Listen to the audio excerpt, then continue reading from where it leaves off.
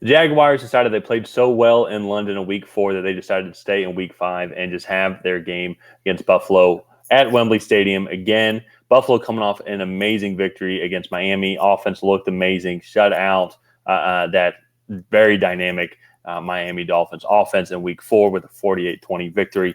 And now they're going to be flying overseas to play Trevor Lawrence and this Jacksonville Jaguars team, which seems to start be getting some of the pieces going.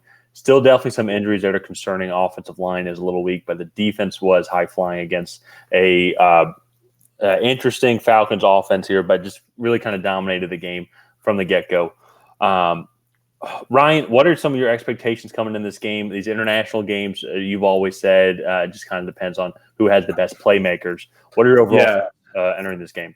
So for me, the Bills have looked really impressive since that slow start in week 1 against the New York Jets. I think it's like 38, 36, and now 48 are their last 3 scores. It's something like that. So they've looked really impressive, whereas the Jags came out, they put up 31 against the Colts in week 1. But they've had a slow start then. And to me, their big struggle has been in the red zone, and that kind of continued in week 4. I think they kicked 4 or 5 field goals, 2 of which were from the red zone. One was a 56-yarder, which was well outside the red zone. So that for me is going to be something that they need to convert those field goals into touchdowns if they really want to stand a chance against the Buffalo Bills and how well this offense has been playing.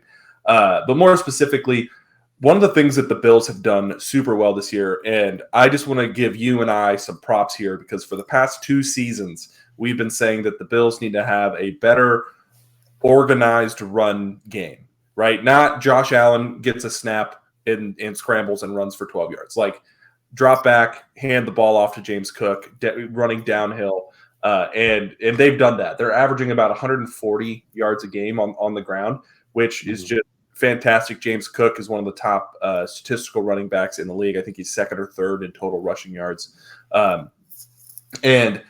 To me, it's very impressive what they've been able to do, especially going from last year's offense to this year's offense. The amount of change that they've implemented is pretty good. So with that being said, the Jags do have one of the better run defenses in the league, only giving up about 95 yards a game.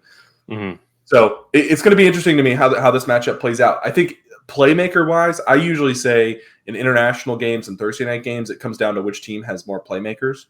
But I think playmaker-wise, these teams are pretty evenly matched. Yeah, well, it's going to be interesting, too, because correct me if I'm wrong, I think this is the first time the team has had back-to-back international games, so they just get adjusted to that time zone already. But, yeah, that's one of the things with Buffalo is definitely just an improved offensive line, just an improved run game in general. And they have seemed to be doing better at that. Today, they ran for over 100 yards. James Cook seems to be getting a touchdown. It seems like majority of the games. But, yeah, they're averaging for 3rd, 4th, 5th, 6th, 7th, 8th overall in rushing yards per game with 138 total. And that is kind of what you want to see, because then with how dynamic we know that they are, like even today, for example, with Josh Allen and Stephon Diggs. I think Josh Allen had 5 total touchdowns, 4 passing touchdowns. I could be mistaken on that. But either way, though, he still had a very dominant performance here. 4 touchdowns, and he had a rushing touchdown as well. So 5 touchdowns. Just a very dynamic offense. And it's one of the things I think that they'll be able to help exploit this Jags defense as well that the Falcons weren't able to do. They can run a lot of different types of schemes. They can spread the ball out. They can get very tight, use 2 tight ends. They can use Dalton Kincaid as a slot or Dawson Knox as a slot, or line both of them in line. They have Stephon Diggs and Gabe Davis out wide with 1 running back. Or they can have all the receivers out wide and then an empty backfield. So there's a lot of different looks, I feel, that they can throw at Jacksonville, which is going to throw them off. And Jacksonville defense is good, and they definitely seem to be finding their rhythm as they really kind of dominated the game defensively against the Atlanta Falcons. But the Bills have that extra weapon. They have that extra step, that extra versatility through the passing game. And it seems like with this running game now, it's only going to make that passing game more versatile, which is going to be tough for Tyson Campbell, Andre Sisco, all those guys to cover Stephon Diggs and company for the Bills. Yeah, well, for me, like you look at the play action possibilities with that. Like you have Josh Allen under center, James Cook in the backfield, and it's like you have Kincaid and Knox out there with Gabe Davis and Stephon Diggs, and it's like holy crap! Like they could really line up with 2 tight ends in line or hit a hard play action and kick it out to either of those guys and really get something going. And so that to me is the scariest part about it. Yeah. But yeah, so let's go ahead and get into predictions here. Who do you have coming out ahead in this matchup? So one of the things too with Jacksonville, I think it's going to be interesting on how they get Calvin Ridley, Christian Kirk, and Evan Ingram and their weapons into space. They are down Zay Jones. It looks like they're also down Parker Washington, who left today's game, did not return. Jamal Agnew as well is another gentleman that was not able to attend today's game. So it's just there's only so many weapons. I feel like they're very thin. It's still a lot of their top weapons as well.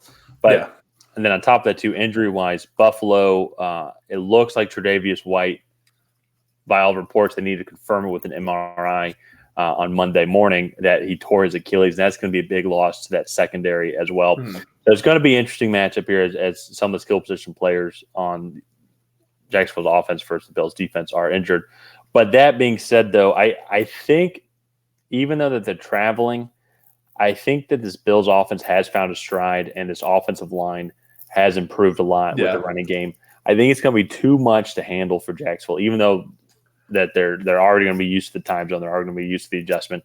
They are going to be over there, though, for well over a week and a half. So that could also could make a wear and tear on them of staying in a hotel essentially for that long. So it might be pretty even that way because we don't know how teams react from being away from home in a foreign country for that long. So it's going to be interesting to see how they play, if it helps them or if it actually might hurt them just because it's a foreign environment to them, literally.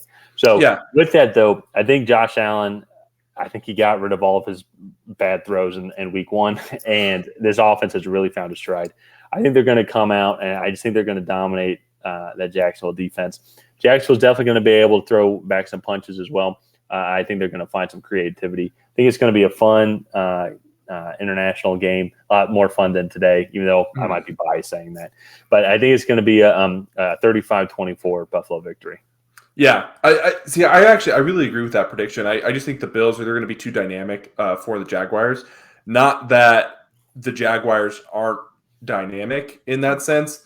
I just think the Bills are on a whole nother level, and I think the Jaguars are still kind of figuring out that identity per se. So to me, this is going to be a really interesting matchup. This will have probably some sort of playoff implications, but we'll have to see.